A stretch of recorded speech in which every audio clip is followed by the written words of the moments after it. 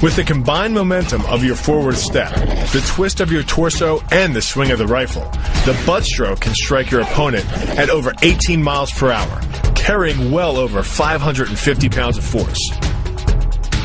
That's enough to drive a 16-penny nail through nearly 2 inches of pressure-treated wood.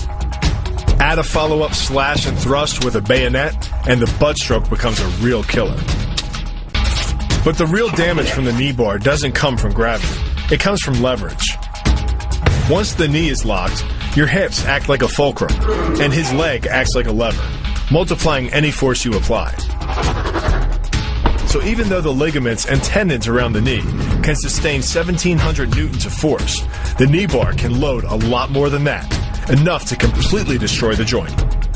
To do that, the Marine pushes his opponent at a location above the center of mass, while using his sweeping leg to create a tripping point, which is below his opponent's center of mass.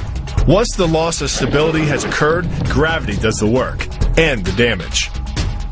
On the ground and on his back, your opponent is now vulnerable to any number of finishing strikes.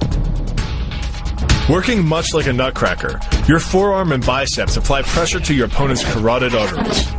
Located on either side of the trachea, these two arteries are the only way to get blood to the brain. It can take less pressure than squeezing an orange to stop the flow of blood to the arteries.